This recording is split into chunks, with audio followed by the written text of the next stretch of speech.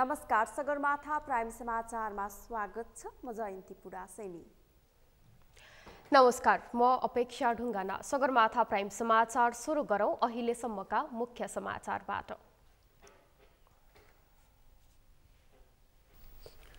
प्रधानमन्त्री देउवा र भारतीय समकक्षी मोदी बीच भेटवार्ता। नेपाल र भारत बीच 4 वटा सम्झौतामा हस्ताक्षर।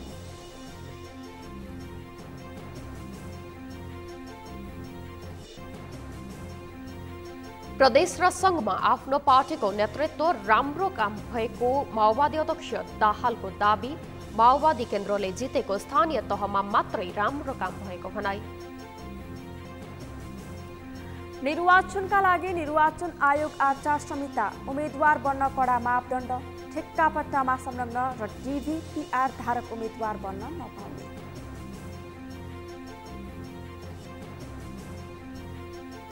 श्रीलङ्कामा आर्थिक सङ्कट थप चुलिँदै राष्ट्रपति विरुद्धको प्रदर्शन उग्र बनेपछि सङ्कटकाल घोषणा। खाद्यान्नदेखि पेट्रोलियम पदार्थ किन्न समेत हम्मे पर्दै।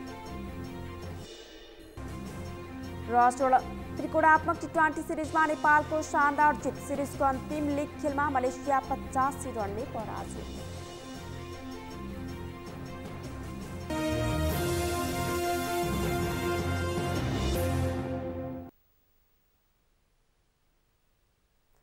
सगरमाथा प्राइम समाचार अब विस्तारमा। भारत भ्रमणमा रहनुभएका प्रधानमन्त्री देउवा उच्च स्तरीय भेटघाटमा व्यस्त हुनुभएको छ। आज बिहान महात्मा गान्धीको समाधिस्थल राजघाट पुगेर त्यहाँ पुष्पगुच्छा अर्पण गर्नुभएको देउवा अहिले औपचारिक कार्यक्रममा सहभागी हुन हैदराबाद हाउस पुग्नु भएको छ। अहिले हैदराबाद हाउसमा समकक्षी नरेन्द्र मोदीसँग भेटवार्ता भइरहेको छ। हैदराबाद हाउसमै नेपाली र भारतीय प्रतिनिधि मण्डल स्तरीय छुट्टै वार्ता पनि हुनेछ। आजै जनकपुर जयनगर रेल सेवा र सोलु करिडोर विद्युत प्रसारण लाइनको दुवै देशका प्रधानमन्त्रीले भर्चुअल माध्यमबाट उद्घाटन गर्नुभएको छ। यसैबीच नेपाल र भारत बीच 4 वटा सम्झौता भएको छ। भारतीय प्रधानमन्त्री कार्यालय हैदराबाद हाउसमा प्रधानमन्त्री देउवा र भारतीय प्रधानमन्त्री नरेन्द्र मोदी बीच भेटवार्ता। त्यसपछि दुई देशको प्रतिनिधि मण्डल बीचको छलफलपछि 4 वटा सम्झौतामा हस्ताक्षर भएको हो। नेपाल र भारत बीच अन्तर्राष्ट्रिय सोलर अलायन्स, रेलवे सम्बन्धी प्राविधिक सहयोग, पेट्रोलियम पदार्थ आपूर्ति र नेपाल ओइल निगम र भारतीय ओइल कर्पोरेसन बीच प्राविधिक विज्ञता सम्बन्धी सम्झौता भएको हो। त्यसैगरी भारतको सहयोगमा निर्माण गरिएका 132 वटा स्वास्थ्य चौकी भवन पनि नेपाललाई हस्तान्तरण गर्ने कार्यक्रम छ।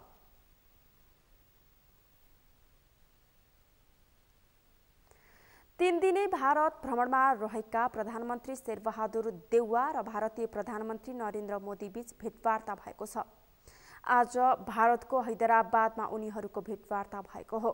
प्रधानमन्त्री देउवाको भारत भ्रमणका क्रममा नेपाल र भारत बीच 4 वटा सम्झौता भएको छ। अमृत ढकालको रिपोर्ट। प्रधानमन्त्री शेरबहादुर देउवा र भारतीय प्रधानमन्त्री नरेन्द्र मोदी बीच भेटवार्ता भएको छ। शनिबार प्रधानमन्त्रीको कार्यालय हैदराबाद हाउसमा प्रधानमन्त्री देउवा र भारतीय समकक्षी मोदी बीच भेटवार्ता भएको हो। देउवा र मोदीको भेटवार्तापछि दुई देशका प्रतिनिधि मण्डलबीच छलफल भएको थियो भने लगत्तै 4 वटा सम्झौता पत्रमा हस्ताक्षर भएको छ। नेपाल र भारत बीच अन्तर्राष्ट्रिय सोलर एलायन्स, रेलवे सम्बन्धी प्राविधिक सहयोग, पेट्रोलियम पदार्थ आपूर्ति र नेपाल आयल निगम र भारतीय आयल कर्पोरेसन बीच प्राविधिक विज्ञता आदान प्रदान सम्बन्धी सम्झौता भएको हो।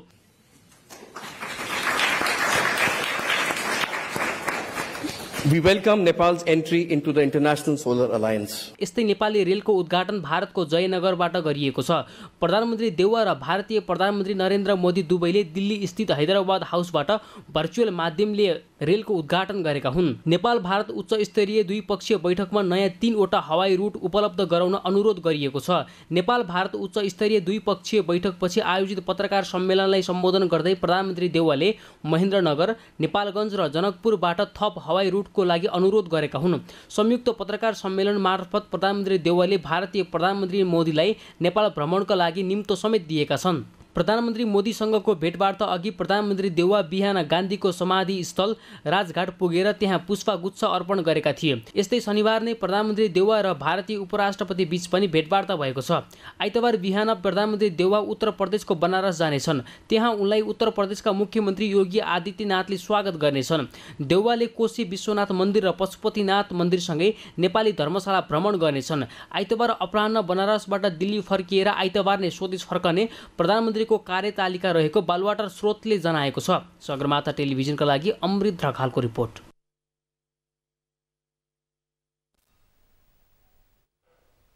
राष्ट्रपति विद्या भण्डारीले विद्युत उत्पादन, खपत, निर्यात व्यवस्थापनलाई प्रभावकारी बनाउँदै अर्थतन्त्रमा ऊर्जा क्षेत्रको योगदान वृद्धि गरी समृद्ध नेपाल, सुखी नेपालीको राष्ट्रिय सङ्कल्पलाई पूरा गर्नु हाम्रो प्राथमिकताको विषय रहेको बताउनु भएको छ। आज काठमाडौँको भृकुटी मण्डपमा आयोजित हिमालयन हाइड्रो एक्सपोको उद्घाटन गर्दै राष्ट्रपति भण्डारीले आयातित बिजुलीका कारण केही वर्ष अघि मात्रै हामीले लोड सेडिङबाट मुक्ति पाएको उल्लेख गर्दै उहाँले यसको दीर्घकालीन समाधान भनेको हाम्रो आफ्नै उत्पादन हुनु रहेको पनि स्पष्ट पार्नुभयो। त्यस अवसरमा राष्ट्रपति भण्डारीले दुई छिमेकी मुलुक भारत र चीनमा पनि विद्युत व्यापारका लागि प्रसारण लाइन निर्माण गर्ने काम सुरु भएको भन्दै त्यसले मुलुकमा यस क्षेत्रको विकासका लागि लगानी गर्न प्रतिस्पर्धाको वातावरण बन्ने विश्वास समेत व्यक्त गर्नुभयो। तर यो सन्तोषको विषय होइन। मुलुकको ऊर्जा आवश्यकता पूरा गर्न हाम्रो आफ्नै उत्पादन एकमात्र र दिगो समाधान हो भन्ने यथार्थतालाई आत्मसात गर्दै हामी आत्मनिर्भर हुने दिशातर्फ अग्रसर छौँ। आन्तरिक खपतको साथै हामी विद्युत व्यापारको युगमा प्रवेश गरिसकेका छौँ, जसका लागि हाम्रा दुवै मित्र राष्ट्रतर्फ सीमा पार प्रसारण लाइनको निर्माण भइरहेको छ। राष्ट्रपति भण्डारीले साना र मझौला जलविद्युत आयोजनामा लगानी गरेर उज्यालो गाउँ बनाउने अभियानलाई तीव्रता दिन पनि निजी क्षेत्रलाई आग्रह गर्नुभयो। राष्ट्रपति भण्डारीले ठूलो जलविद्युत आयोजना सम्पन्न गर्न समय लाग्ने भएकाले त्यसले तत्काल ऊर्जा आपूर्ति हुन नसक्ने पनि दोहोर्याउनुभयो।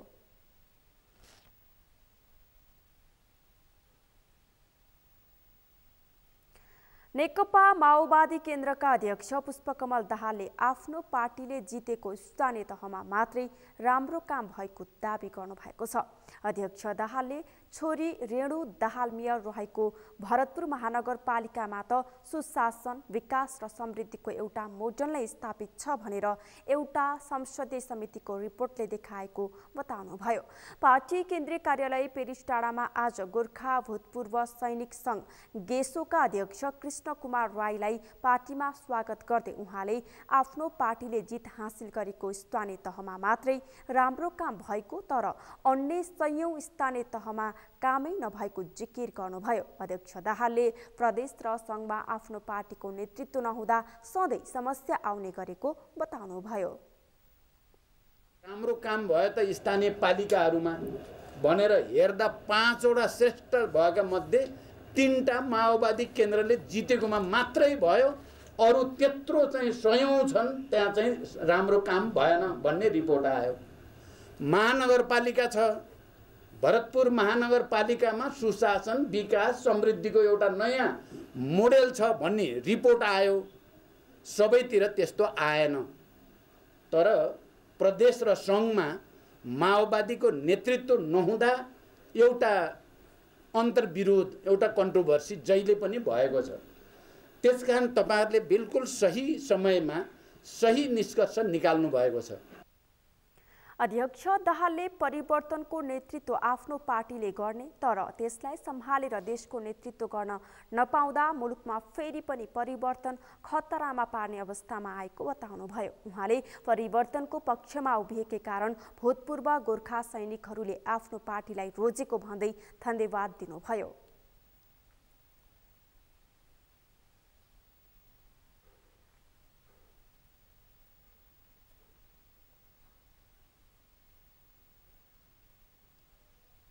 स्थानीय तहको निर्वाचन आउन अब केही दिन मात्र बाँकी छ। देशभरका स्थानीय तहमा हाल महिला जनप्रतिनिधिको आरक्षण कोटा बाहेक अन्य स्थानमा न्यून उपस्थिति रहेको छ। 2074 सालको निर्वाचनमा चुनिएका तनहुका महिला जनप्रतिनिधिहरूले प्रमुख तथा निर्णायक पदमा महिलाहरूले उम्मेदवारी पाउनुपर्ने बताएका छन्। तनहुबाट नारायण खड्काको रिपोर्ट। तनहुका स्थानीय तहका महिला जनप्रतिनिधिहरूले अबको निर्वाचनमा प्रमुख तथा निर्णायक पदमा उम्मेदवारी पाउनुपर्ने आवाज उठाएका छन्।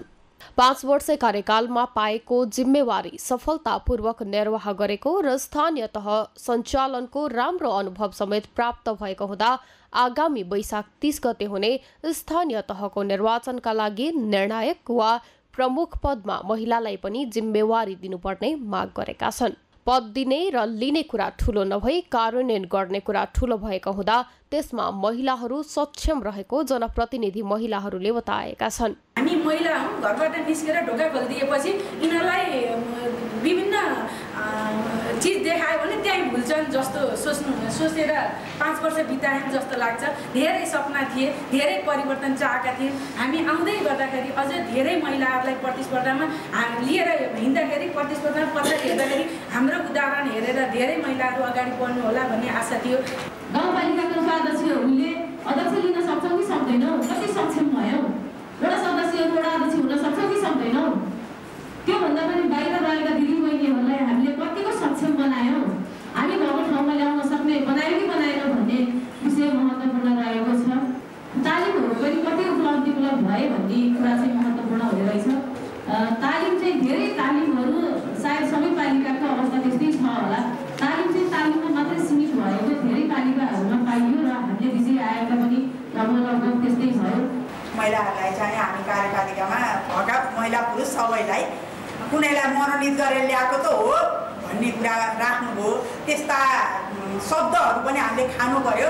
तर हामी एकजुट भएर ती शब्दहरूलाई प्रतिकार गर्दै हामी जुट्यौँ र बिस्तारै हाम्रा आवाजहरूलाई बुलन्द गर्दै हाम्रा आवाजहरू हाम्रा निर्णयहरू लागू गर्दै गयौँ।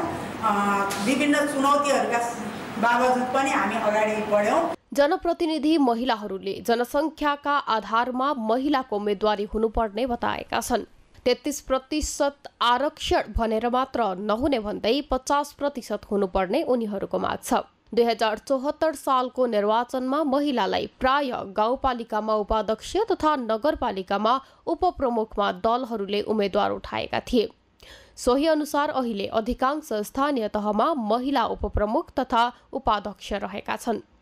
तनहुका 10वटा स्थानीय तहमध्ये म्याग्दे गाउँपालिकामा महिला प्रमुखले नेतृत्व गर्दै आएकी छन्।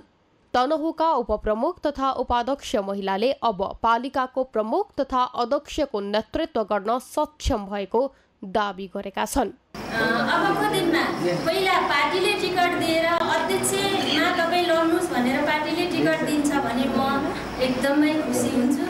म पार्टीबाट अनुमोदन भयो भने जनताले नै मलाई अनुमोदन गर्नेछन् भन्ने कुरा पनि यहाँ राख्न चाहन्छु। हामीहरू यही स्थानमा आयो अथवा उपाध्यक्ष अध्यक्षमा आउने, अध्यक्ष भएका प्रदेशतिर जाने अथवा जिल्ला समन्वयतिर जाने, यो किसिमको भूमिका हाम्रो पार्टीले बताएर हरेक पार्टीले त्यही किसिमको निर्णय गरेर हामी महिला दिदीबहिनीहरूलाई पनि अगाडि बढाएको खण्डमा पक्कै पनि हामीहरूले नेतृत्व लिन हामी सक्षम छौँ, सक्छौँ। मसँगै काम गर्ने, सहकार्य गर्ने थुप्रै साथीहरू कसैले प्रदेश हाँकिरहनु भएको छ र कसैले सङ्घ हाँकिरहनु भएको छ। अवसर पाएको खण्डमा यो 14वटा वडा व्यास नगरपालिकाको आनन्दपूर्वक महिला मैत्री, पुरुष मैत्री, यो अपाङ्गता मैत्री अनि त्यसपछि यो समाजलाई बदल्ने सोचका सहित अगाडि चलाउन सक्छु। मेरा संविधानले स्थानीय तहको प्रमुख र उपप्रमुख मध्ये एक महिला अनिवार्य गरेपछि अधिकांश स्थानीय तहको उपप्रमुखमा महिला छन्। प्रमुख पद नपाए पनि उपप्रमुख पदमै रहेर महिलाले उदाहरणीय कार्य गरेका छन्। तथापि धेरैजसो स्थानीय तहमा संविधान र ऐनले तोकेका बाहेकका अधिकार आफूहरूले पाउन नसकेको महिला जनप्रतिनिधिहरूको गुनासो पनि छ। सगरमाथा टेलिभिजनका लागि तनहुबाट नारायण खड्काको रिपोर्ट। स्थानीय तहको निर्वाचन नजिकै गर्दा पर्सामा राजनैतिक दलहरूको सक्रियता बढ्न थालेको छ। केन्द्र स्तरका नेतालाई बोलाउने र राजनैतिक प्रभाव तयार गर्ने कार्यक्रमले पनि जिल्लामा चुनावी माहौल तातेको स्पष्ट हुन्छ। तराईमा गर्मीसँगै चुनावी सरगर्मी पनि बढेको छ। एक रिपोर्ट। स्थानीय तहको निर्वाचन नजिकै गर्दा पर्सामा राजनैतिक दलहरूको सक्रियता बढ्न थालेको छ। राजनैतिक दलहरूले पार्टी प्रवेशदेखि वडा-वडामा प्रचार प्रसार कार्यालय स्थापना गरेका छन्। केन्द्रीय स्तरका नेतालाई बोलाउने र राजनैतिक प्रभाव तयार गर्ने कार्यक्रमले पनि जिल्लामा चुनावी माहौल तातेको स्पष्ट हुन्छ। तराईमा गर्मीसँगै चुनावी सरगर्मी पनि बढेको छ। एमाले, कांग्रेस, माओवादी केन्द्र, जनता समाजवादी पार्टी लगायत सबै दलले चुनाव केन्द्रित कार्यक्रम गर्न थालेका छन्। प्रमुख प्रतिपक्ष दल नेकपा एमाले पर्साका ग्रामीण भेगमा संगठन विस्तार गर्दै पार्टी प्रवेश कार्यक्रमलाई जोड दिइरहेको छ। जिल्लाका विभिन्न नेता कार्यकर्ताहरूलाई काठमाडौँसम्म पुर्याएर पनि पार्टी प्रवेश गराइरहेको छ। त्यस्तै नेकपा एकीकृत समाजवादी सहित अन्य राजनैतिक दलहरूले पनि जिल्लामा चुनावी गतिविधि बढाउँदैछन्। राजनैतिक दलहरूले चुनावलाई लक्षित गरी पार्टी प्रवेश, प्रशिक्षण, संगठन विस्तारका कार्यक्रम गरिरहेका छन्। स्वतन्त्र उम्मेद्वारको चाहना राख्नेहरू पनि व्यक्तिसँगको भेटघाटमा व्यस्त देखिन्छन्। जिल्लामा 1 महानगरपालिका, 3 नगरपालिका र 10 वटा गाउँपालिका गरी 14 वटा स्थानीय तह रहेका छन्। पर्सामा हालसम्म सत्ता गठबन्धन मध्येको नेकपा माओवादी केन्द्रका अध्यक्ष पुष्पकमल दाहाल र नेकपा एकीकृत समाजवादीका अध्यक्ष माधव कुमार नेपाल बाहेकका सबै पार्टीका अध्यक्ष र शीर्ष नेताहरू आइसकेका छन्। चैत 10 गते लोकतान्त्रिक समाजवादी पार्टीका अध्यक्ष महन्त ठाकुर र वरिष्ठ नेता राजेन्द्र महतो वीरगञ्ज पुगेर नेता कार्यकर्तालाई प्रशिक्षण दिँदै स्थानीय तहको निर्वाचनमा जित्ने गरी खट्न निर्देशन नै दिए। यहाँ आएको भए पनि काम गर्न दिँदैन थियो। त यही सोचले चाहिँ हामीहरू त ग्रासरुटमा खट्ने व्यक्ति, हामीहरू जनताको बिचमा रहेर काम गर्ने व्यक्ति, भोलि मलाई त्यसैबाट वञ्चित गराउन सकिन्छ भने त्यसमा रहेर म के गर्छु, यही सोचले चाहिँ नि हामीले चाहिँ सम्पूर्ण टिम बसेर चाहिँ नि एमालेमा नजाने निर्णय गरे हो। म बारम्बार भन्दै पनि आएको छु र पुनः पनि भन्न चाहन्छु, हाम्रो गन्तव्य त्यही हो। हामीले मधेसको मुद्दा छोडेको छैनौँ। हामीले आदिवासी जनजाति, दलित, मुस्लिमको लागि जुन चाहिँ नि संविधानमा सुनिश्चित हुनुपर्ने जुन मागहरू छ त्यसलाई चाहिँ नि सुनिश्चित गराएरै छाड्छौँ। यही कुरा थियो कि मतलब चाहिँ नि हामीहरूको सोच के थियो भने चाहिँ हामीहरू चाहिँ नि सायद एमालेमा गयो भने फास्ट ट्र्याकमा हुन्छ भन्ने सोच थियो। त्यसको जस्ट अपोजिट हुन पुग्यो। देशभरिमा मधेसीहरूले पहिचान पाएका छन् र नेपालको सबभन्दा ठुलो राजनीतिक दल कुनै ताका नेकपा एमाले मधेसका मुद्दालाई सम्बोधन गर्न हिचकिचाएको थियो, तर अहिले नेकपा एमाले आफै रूपान्तरित भएर आएको छ। अब मधेसको कुरा यानी कि मधेसको पहिचान प्राप्त भइसकेपछि मधेसको विकास कसरी हुन्छ त्यो ठुलो मुद्दा हो र अहिले नेकपा एमाले एउटा अभियान लिएर अगाडि बढेको छ। नेपाललाई समृद्ध बनाउने काममा अगाडि बढेको हुनाले हामी मधेसका राजनीति गर्ने या मधेसको भलाइ खोज्ने या मधेसको हकमा काम गर्नेले पनि जसले मधेसको विकास गर्छ त्यससँग जानु उचित हुन्छ र मधेसको विकास भए मात्र नेपालको विकास सम्भव भएकोले म अहिले नेकपा एमाले प्रवेश गरेको हुँ। स्थानीय जानकारहरूका अनुसार यस पटक वीरगञ्ज महानगरपालिकामा एमाले, कांग्रेस र जसपाकै बीचमा मुख्य प्रतिस्पर्धा हुने देखिएको छ। पर्साको स्थानीय तहको प्रमुखमा निर्वाचित भएका 4 जना जनप्रतिनिधिहरूले आफू निर्वाचित भएको पार्टी छोडिसकेको बताएका छन्। जिल्लाको 1 महानगरपालिका, 1 नगरपालिकाका नगर प्रमुख र 2 गाउँपालिकाका अध्यक्षहरूले आफू निर्वाचित भएको पार्टी छाडेका हुन्। खानेपानी मन्त्री उमाकान्त चौधरीले सरकारले घोषणा गरे अनुसार चैत मसान्तसम्म मेलम्चीको पानी काठमाडौँमा पुर्याउने बताए। अहिले मेलम्चीको पानी काठमाडौँ ल्याउनको लागि तीव्र गतिमा कार्ययोजना अनुसार नै मेलम्ची खानेपानी मुहान सफा गर्ने काम भइरहेको बताए। एक रिपोर्ट। खानेपानी मन्त्री उमाकान्त चौधरीले सरकारले घोषणा गरे अनुसार चैत मस्वान्तसम्म मेलम्चीको पानी काठमाडौँमा पुर्याउने बताए। बिहिबार मेलम्ची खानेपानीको हेडबक्स बाँध स्थल हेलम्बुमा पुगेर मन्त्री चौधरीले सरकारले घोषणा गरे अनुसार चैत मस्वान्तसम्म मेलम्चीको पानी काठमाडौँमा पुर्याउने बताए। उनले अहिले मेलम्चीको पानी काठमाडौँ ल्याउनको लागि तीव्र गतिमा कार्ययोजना अनुसार नै मेलम्ची खानेपानी मुहान सफा गर्ने काम भइरहेको बताए। मन्त्री चौधरीले अघिल्लो सरकारले जस्तो निर्माण कार्य सम्पन्न नभई उद्घाटन गर्ने काम आफूले नगर्ने प्रतिबद्धता जनाए। अहिले अस्थायी रूपमा मेलम्चीको पानी काठमाडौँवासीलाई खुवाउने योजना बनाएको भन्दै मन्त्री चौधरीले स्थायी बनाउनको लागि एसियाली विकास बैंकले अध्ययन गरिरहेको उल्लेख गरे। अहिले सुरुङ मार्गमा रहेको पानी निकालेर सफाई गर्ने कार्य मुहानमा 90% सफाईको काम सकिएको मन्त्री चौधरीको भनाइ छ। छोडेको छु र आज तपाईँ मेरो निरीक्षणसँगै तपाईँहरू सँगै हुनुहुन्छ। 17 नम्बर गेट गएँ, खोलिसकेको छ। 21 नम्बर गेट पनि हामी हेऱ्यौँ। 9 नम्बर गेट पनि क्लियर भइसकेको छ। 1 नम्बर गेट पनि क्लियर छ। 38 नम्बर गेट पनि क्लियर भइसकेको छ। हामी आज प्रयत्न गर्दैछौँ 9 नम्बर गेट बन्द गर्ने। अब यो 9 नम्बर गेट बन्ने बित्तिकै हामीले आज थोरै पानी छोडेका छौँ। त्यस्तै हेलम्बु गाउँपालिकाका अध्यक्ष निमा ग्याल्जेन शेर्पाले काठमाडौँवासीलाई मेलम्चीको पानी खुवाउने हेलम्बु गाउँपालिकाको पनि दायित्व रहेको बताए। हेलम्बु गाउँपालिकाले काठमाडौँवासीलाई मेलम्चीको पानी खुवाउने दायित्व पूरा गर्ने, तर काठमाडौँवासीले शुल्क तिरी पानी खाँदा हेलम्बुका जनतालाई 25% हिस्सा पाउनुपर्ने माग राखे भन्ने खालको सरकारले सम्झ्यो। अहिलेको सरकारले, योभन्दा अगाडिको सरकारले यहाँ मलाई पानी हस्तान्तरण गरेर भन्दै थियो, मलाई जानकारी नै हुँदैन थियो होइन। तर हामीले मैले के भनिरहेको छु भने कम्तीमा पनि यहाँको ठुलो विपद हुँदाखेरि कम्तीमा के होस् भने यहाँ पानी लाँदाखेरि कम्तीमा यहाँ जानकारी गरेर गयो भने त्यस कारणले हामीले हाम्रो दायित्व हो स्थानीय सरकारको नि यो पानीलाई काठमाडौँमा को जनतालाई छिटोभन्दा छिटो खुवाउने र त्यसमा हाम्रो पनि स्वार्थ छ। फेरि मैले बारबार भनिरहेको छु, नेपाल सरकारलाई भनिरहेको छु, यो पानी काठमाडौँको जनतालाई लिएर फ्रीमा खुवाउने हो भने हामीलाई 1 रुपियाँ पनि पैसा चाहिँदैन।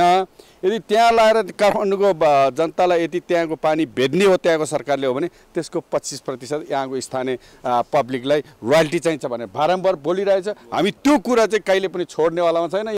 त्यस्तै मेलम्ची खानेपानी विकास समितिका senior division engineer Padam Bahadur कुँवरले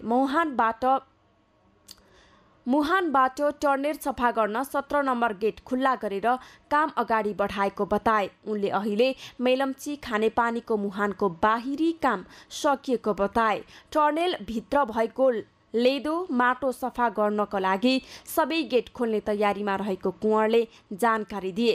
गेट खोलेर टर्नेल सफा गर्दै 7 दिनमा मेलम्चीको पानी सुन्दरी जल पुर्याउने योजना अनुसार काम भइरहेको कुँवरले बताए। भित्र भएको अलिअलि फोहोरहरूलाई चाहिँ सफा गर्नको लागि फ्लसिङ गरेर फ्याल्छौँ। अनि सिन्धुमा पनि हामी गेट बन्द गर्छौँ। गेट बन्द गर्ने पनि हामी सुन्दरी जल पुग्छ। सुन्दरी जलबाट पनि हामी 2-3 दिन फेरि फोहोर पानीहरूलाई फ्लसिङ गरेर फ्याल्छौँ। अनि त्यसपछि सुन्दरी जलको गेट लाग्छ। हालेको थियो तपाईको पर सेकेन्ड 250 लिटरको दरले।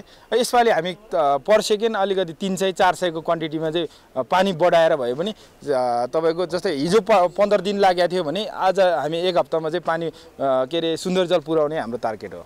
मेलम्चीमा गत असार 1 गते आएको बाढीका कारण लेदो सुरुङभित्र पसेको थियो। सुरुङमा पसेको लेदो हटाउन अझै 2-3 दिन लाग्ने भएको छ। 17 नम्बरको ढोका खोलिसकेकाले सुरुङ मार्ग सफाईको काम अगाडि बढाएको छ। मेलम्चीमा 1, 9, 17, 38 र 21 गरेर 5 वटा मुख्य गेट छन्। मुख्यतया पानी पठाउनका लागि आवश्यक पर्ने गेट 9, 38, 17 र 21 नम्बरका हुन्। यीमध्ये 38 नम्बर गेट खुलिसकेको छ। बाढीको कारण मेलम्ची खानेपानी आयोजनाको हेडबक्सको संरचना 20 देखि 30 फिटसम्म पुरिएको थियो। बाढीले हेडबक्स डाइभर्सन टनेल र अम्बाथान अडिट टनेल पनि गेग्रान भरिएको थियो। तर पनि सरकारले हेडबक्सका गेग्रान हटाई फास्ट ट्र्याकमा सुरुङ सफा गरेर मेलम्चीको पानी काठमाडौँ ल्याउने तयारी गरेको छ। समाचारमा पालो भएको छ विश्रामपछि। पेट्रोलियम पदार्थको बिक्री बापतको कमिसनको रकम नपाएको भन्दै व्यवसायीद्वारा ढुवानी ठप्प, 3 वटा प्रदेशका उपभोक्ता प्रभावित।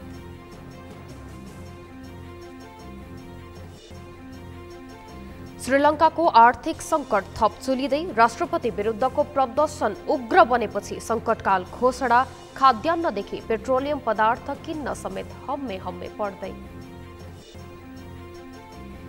र त्रिकोणात्मक T20 सिरिजमा नेपालको शानदार जित, सिरिजको अन्तिम लिग खेलमा मलेसिया 85 रनले पराजित।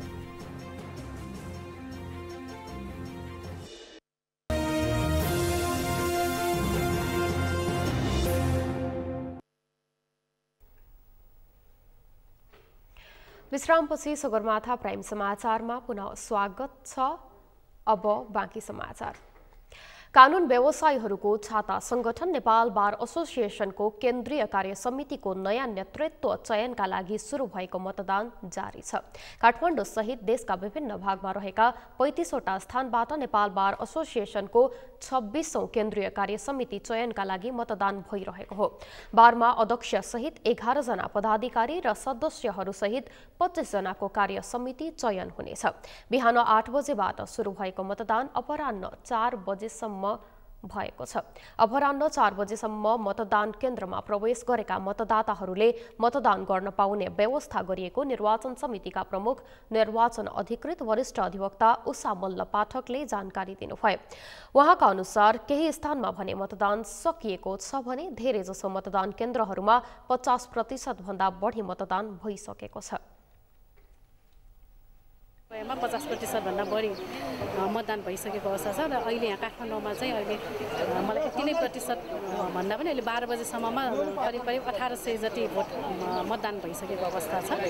यो चाहिँ बिहान 8 बजेदेखि सुरु भएर 4 बजेसम्म आज मतदानको समय साँझ 4 बजेसम्मको हो र हाम्रो यो 4 बजेभित्र चाहिने जो मतदान केन्द्रभित्र छिरिसक्नुहुन्छ उहाँहरू सबैले मतदान गर्न पाउनुहुन्छ र मतदाता नामावलीमा नाम भएकोलाई मात्रै हामीले मतदान गर्न पाउने र यसपालि हामीले छुट मतदाता भनेर पनि राखेका छैनौँ। निर्वाचन समितिका अनुसार मतदान सम्पन्न भइसकेपछि देशभरका मतपेटिकाहरू काठमाडौँमा ल्याइनेछ। त्यसपछि मतगणना सुरु हुने हुनाले परिणाम आउन करिब 3 दिन लाग्ने अनुमान गरिएको पनि प्रमुख निर्वाचन अधिकृत पाठकले बताउनुभयो।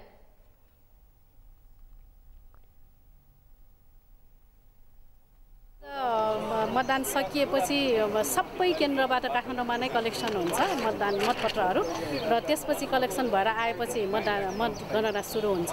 त्यसको लागि 2 दिन या 3 दिन समय लाग्छ भन्ने हामीले अनुमान गरेका छौँ। कतिपयले आजै एयर कुरियरबाट पठाउनु हुनेहरूले आज सक्ने बित्तिकै जहाँ जहाँ एभाइलेबल छ पठाइसक्नुहुन्छ। अब हाम्रो दिपायलदेखि आउनुपर्ने भएकोले 1-2 दिन समय चाहिँ लाग्छ भन्ने छ। नयाँ कार्य समितिको नेतृत्वका लागि प्रगतिशील तथा पेशागत कानुन व्यवसायी समूह र पेशागत कानुन व्यवसायी समूह एवं बृहत लोकतान्त्रिक प्रगतिशील समावेशी तथा पेशागत कानुन व्यवसायी समूह बीच प्रतिस्पर्धा हुनेछ। आज बिहानबाट देशभरका अधिकांश पेट्रोल पम्पहरू उपभोक्ताहरूको बाक्लो लाम लागेको छ। पेट्रोलियम पदार्थको बिक्री बापत डिलरहरूले पाउने गरेको कमिसनमा कटौती भएको विरोधमा नेपाल पेट्रोलियम व्यवसायी संस्थागत समन्वय समितिले ढुवानी बन्द गरेपछि पेट्रोलियम पदार्थको अभाव हुने आशंकामा उपभोक्ताहरूको लाइन लागेको हो। चाहिने मात्रामा पेट्रोलियम पदार्थको ढुवानी हुन नसक्दा उपभोक्ताले शास्ति खेपेका छन्। प्रिन्स मिश्रको रिपोर्ट। आज बिहानदेखि देशभरका अधिकांश पेट्रोल पम्पहरूमा उपभोक्ताहरूको लामो लाइन देखिएको छ। पेट्रोलियम पदार्थको खरिदका लागि पम्पहरूमा उपभोक्ताहरू तछाड मछाड गरिरहेको देखिन्छ।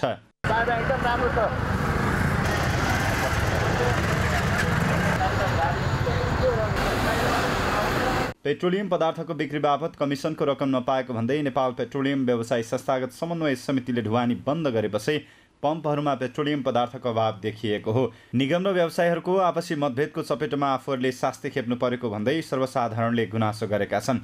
मेरो बुझे अनुसार है हाम्रो देश पहिलेदेखि नै लुटतन्त्रमा चलिरहेको छ है। माथि 2 जनाको सहमति मिल्दैन। अब जोसुकै होस् माथि हैन निकायमा सहमति नमिल्दाखेरि जहिले जनताले नै दुःख पाउनुपर्छ।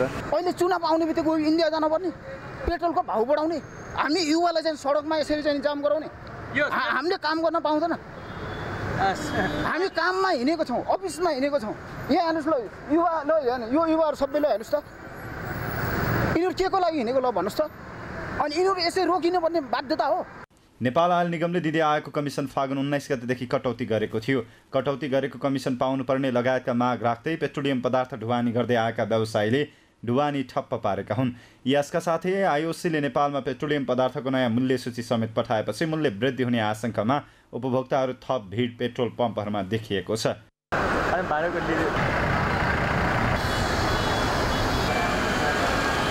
नेपाल आयल निगम र पेट्रोलियम व्यवसायीहरूको मतभेदका कारण आगामी दिनमा पेट्रोल अभाव हुन सक्ने मनोवैज्ञानिक त्रासले सवारी चालकहरूको पेट्रोल पम्पमा भिड बढेको छ। केही पेट्रोल पम्पहरूमा मौजात समेत पर्याप्त रहेको तथा आयल निगमले व्यवसायीहरूसँग वार्ता समेत भइरहेकोले उपभोक्ताहरूलाई नआत्तिन पम्प सञ्चालकहरूको आग्रह छ।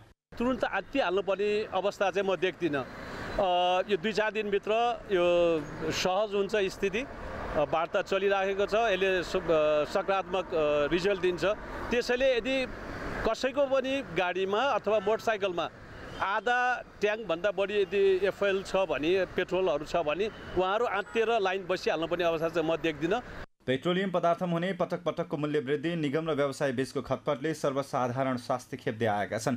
अत्यावश्यकीय पदार्थ पेट्रोलियम पदार्थको ढुवानीमा भइरहेको अवरोध हटाउन सम्बन्धित पक्षले समयमै ध्यान दिन आवश्यक छ। यसो हुन सके आम उपभोक्ताले सहजै पेट्रोलियम पदार्थको उपभोग गर्न पाउनेछन्। सगरमाथा टेलिभिजनका लागि क्यामेरामा पूर्ण वाग्लेका साथमा प्रिन्स मिश्रको रिपोर्ट। कमिसन नदिएको भन्दै नेपाल पेट्रोलियम व्यवसाय संस्थागत समन्वय समितिले ढुवानी बन्द गरेपछि पेट्रोल पम्पहरूमा उपभोक्ताहरूको लाइन लागेको छ। आफ्ना माग पूरा गराउन अत्यावश्यकीय पदार्थको ढुवानी बन्द हुँदा सर्वसाधारण मारमा परेका छन्। यसै सन्दर्भमा आज हामीले सगरमाथा जनबोलीमा सर्वसाधारणलाई सोधेका थियौं, कमिसन नपाएको भन्दै पेट्रोल पम्प नै बन्द गर्ने प्रवृत्ति तपाईलाई कस्तो लाग्यो? हेरौं उनीहरूको भनाई उनीहरूकै शैलीमा।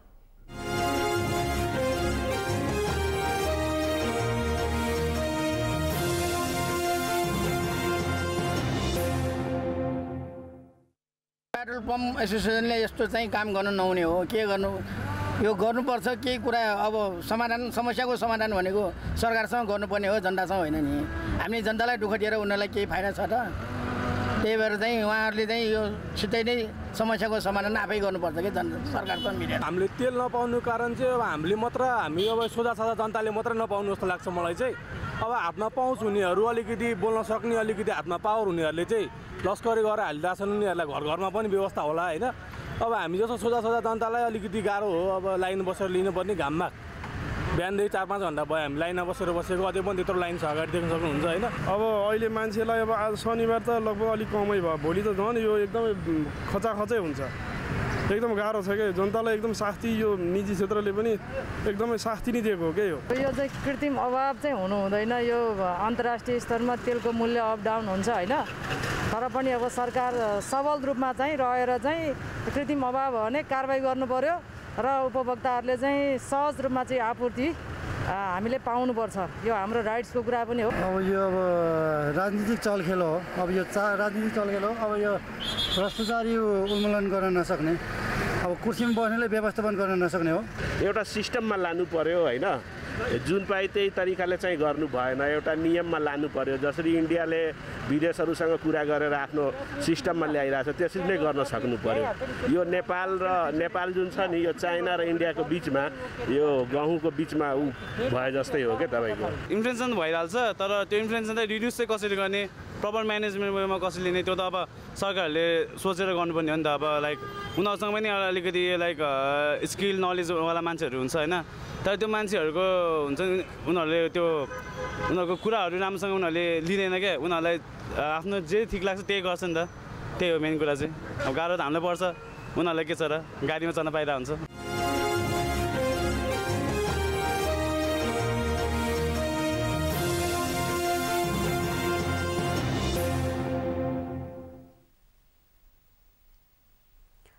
सुन्दर नेपाल भन्ने गरिए पनि पछिल्लो समय भने नेपाल प्रदूषित देशको सूचीमा पर्दै आएको छ। एयर क्वालिटी र्याङ्किङका अनुसार प्रदूषित देशहरूको सूचीमा नेपाल 106 नम्बरमा परेको छ। उपत्यकामा बढ्दै गएको तीव्र शहरीकरणबाट उत्पन्न वायु प्रदूषणले मानव स्वास्थ्यमा प्रतिकूल प्रभाव पर्नुका साथै अस्पतालमा समेत छाला, आँखा, मुटु र श्वास प्रश्वास सम्बन्धी बिरामीहरू बढ्दै गइरहेका छन्। त्यसैले प्रदूषणको असरबाट जोगिनुपर्ने चिकित्सकहरूको सुझाव छ। संकल्प बोहराको रिपोर्ट। नेपालको पोखरा, सिमरा, भरतपुर, धनकुटा लगायतका सहर धेरै प्रदूषित सहरको सूचीमा छन्। AQI 300 भन्दा माथि जानुलाई त्यहाँको हावा मानव स्वास्थ्यका लागि अस्वस्थ रहेको मानिन्छ। नेपालको सन्दर्भमा विभिन्न भागमा डढेलो र धुवाँ धुलोका कारण प्रदूषणको मात्रा बढ्दै गएको र त्यसमा पनि सवारी चापका कारण काठमाडौँको स्थिति अझ खराब रहेको वातावरणविदहरूको भनाइ छ। प्रदूषणका कारण उपत्यकाका अस्पतालमा दिनहुँ बिरामीको संख्या बढिरहेको छ। नेपालमा सामान्यतया चैत्रदेखि जेठसम्म बढी आगलागी हुने गर्छ। अहिले वायु प्रदूषणको कारक डढेलो देखिए पनि सवारी साधन, इटा भट्टाले निकाल्ने धुवाँ र अव्यवस्थित शहरीकरण पनि प्रदूषणको मुख्य कारणहरू हुन्। हिउँदको समयमा वायु प्रदूषण उच्च हुन्छ। वर्षातको समयमा पर्ने पानीले वायुमण्डलको धुलो सफा गर्छ, तर हिउँदमा निकै कम पानी पर्छ। मौसमले वायु प्रदूषणमा ठुलो भूमिका खेलेको हुन्छ। लामो समयसम्म हावा नचलेर वायु स्ट्याग्नेन्ट भएर बस्यो भने पनि प्रदूषण थुप्रिएर बसेको हुन्छ। फेरि काठमाडौँ उपत्यकाको केसमा हेऱ्यौँ भने यो कचौरा आकारको रहेको छ र यसकारण हिउँदको बेलामा यहाँको प्रदूषण सजिलै बाहिर निस्किन पाउँदैन। त्यस्तै गरेर अबको समय बढी डढेलो लाग्ने समय पनि हो र यस बेला डढेलोको कारण पनि प्रदूषण उच्च हुनसक्छ।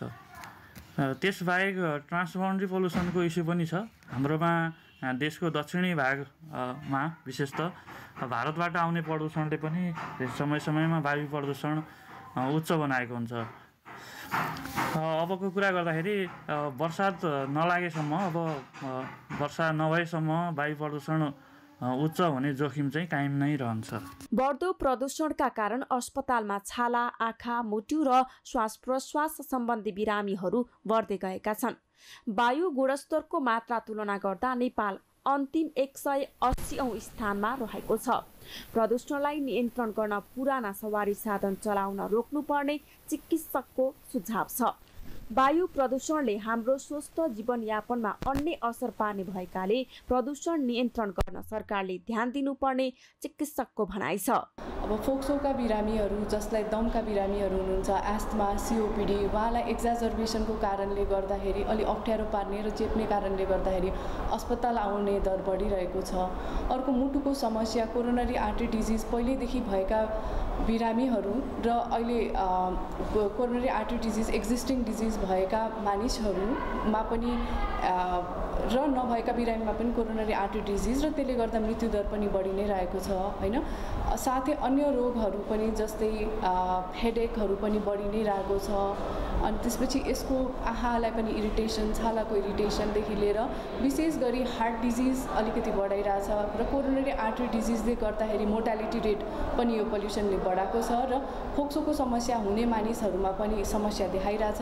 त मैले बच्नको लागि एयर क्वालिटी इन्डेक्स काठमाडौँको एकदमै खराब छ, 150 भन्दा पनि माथि छ हैन, जो चाहिँ सेन्सिटिभ मानिसहरूमा झन् बढी चान्सेसहरू हुन्छ हुनेको लागि। अब यसको लागि बच्नको लागि के गर्नु पर्यो भने अहिले वातावरण जब पोल्युसन भइरहेको छ त्यो बेला आउटडोर बाहिर गएर गर्ने एक्सर्साइजहरू अलिकति कम गर्नुपर्ने हुन्छ। एक्सर्साइजहरू गरिरहनु भएको छ भने अन्नेसरी बाहिर नजाने, घरमा पनि डस्टिङहरू गर्ने, सफा गर्ने कामहरू। एक त बाहिर pollution already outdoor air pollution छ, डस्टिङहरू भ्याक्युमहरू गरेर इन्डोर एयर पोल्युसन पनि सँगसँगै गरिन्छ। त्यही भएर त्यो पनि अलिकति कम गराउनु पर्यो। अनि त्यसपछि भेहिकल्सहरू पनि अन्नेसरी भेहिकल्सहरू लिएर बाहिर हिँड्ने कामहरू पनि गर्नु भएन। अलिकति ट्राफिक धेरै एरिया भएको एरियामा अलिकति कम जाने हैन। अनि त्यसपछि के भने घरभित्रै बस्नलाई अलिकति सेन्सिटिभ इन्डिभिजुअल्सहरू हुनुहुन्छ जसमा रोग हुने चान्सेस, दीर्घकालीन रोग छ हैन, त्यस्तो मानिसहरूले चाहिँ एयर फिल्टरको प्रयोग गर्ने, भित्र बस्ने। धेरै हावाहुरी लाग्ने चैत वैशाख महिनामा वन जङ्गलमा डढेलो फैलिने सम्भावना धेरै हुन्छ। शहरी क्षेत्रमा धुलो धुवाँ अनि ग्रामीण क्षेत्रमा घरभित्र दाउरा तथा गुइठो बाल्ने प्रवृत्ति छ। धेरै हावाहुरी लाग्ने चैत वैशाख महिनामा वन जङ्गलमा डढेलो फैलिने सम्भावना धेरै हुन्छ। यस्तो समयमा हुने वायु प्रदूषणबाट जोगिन थप सतर्कता अपनाउन आवश्यक छ। सगरमाथा टेलिभिजनका लागि क्यामेरामा दिलमन्यु सिलवालका साथ संकल्प बोहरा, काठमाडौँ। विश्रामपछि श्रीलङ्काको आर्थिक सङ्कट थप चुलिँदै राष्ट्रपति विरुद्धको प्रदर्शन उग्र बनेपछि सङ्कटकाल घोषणा, खाद्यान्नदेखि पेट्रोलियम पदार्थ किन्न समेत हम्मे पर्दै। र त्रिकोणात्मक टी20 सिरिजमा नेपालको शानदार जित, सिरिजको अन्तिम लिग खेलमा मलेसिया 85 रनले पराजित।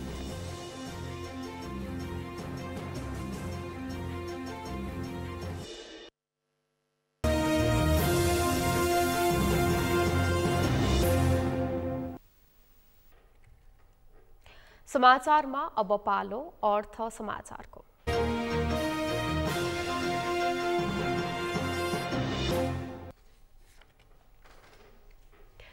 यो साता नेपाली स्थानीय बजारमा सुनको मूल्य प्रति तोला 1200 रुपैयाँले घटेको छ। नेपाल सुन चाँदी व्यवसायी महासंघ अनुसार गत साताको शुक्रबार यता सुनको मूल्यमा प्रति तोला 1200 रुपैयाँको गिरावट आएको हो। गत साताको शुक्रबार छापावाला सुनको प्रति तोला 1,09,000 रुपैयाँमा कारोबार भएको थियो। यस्तै गत साता तेजाबी सुनको मूल्य प्रति तोला 1,04,000 रुपैयाँ तोकिएको महासंघले जानकारी दिएको छ। जुन यो साताको शुक्रबारसम्म आइपुग्दा 1200 रुपैयाँले घट्दै छापावाला सुनको मूल्य प्रति तोला 79,700 रुपैयाँ पुगेको छ। यस्तै यो सातामा तेजाबी सुनको मूल्य पनि 1200 रुपैयाँले नै घटेर प्रति तोला 79,200 रुपैयाँमा आइपुगेको छ। यसै गरी गत साताको शुक्रबार तोलामा 1400 रुपैयाँमा कारोबार भएको चाँदीको मूल्य समेत घटेको छ। यो साताको शुक्रबारसम्म आइपुग्दा चाँदीको मूल्य प्रति तोला 40 रुपैयाँले घटेर 1360 रुपैयाँमा आइपुगेको हो। समाचारको अन्त्यमा मुख्य समाचार फेरि एकपटक। प्रधानमन्त्री देउवा र भारतीय समकक्षी मोदी बीच भेटवार्ता, नेपाल र भारत बीच 4 वटा सम्झौतामा हस्ताक्षर।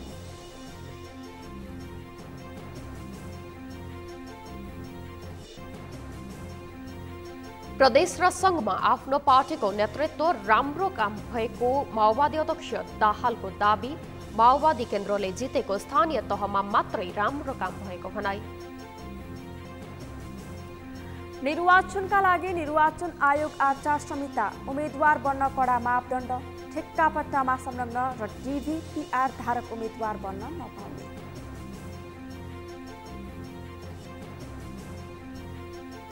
श्रीलङ्कामा आर्थिक सङ्कट थप चुलिँदै राष्ट्रपति विरुद्धको प्रदर्शन उग्र बनेपछि सङ्कटकाल घोषणा, खाद्यान्नदेखि पेट्रोलियम पदार्थ किन्न समेत हम्मे पर्दै।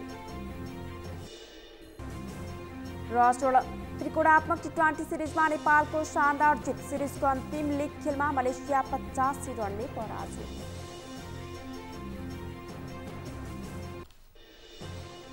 हवस् त सगरमाथा समाचार अहिलेलाई सकियो। तपाईँ समाचार बुलेटिनका साथै सगरमाथा टेलिभिजनका सम्पूर्ण कार्यक्रम www.sagarmatha.tv मा पनि पढ्न र हेर्न सक्नुहुनेछ।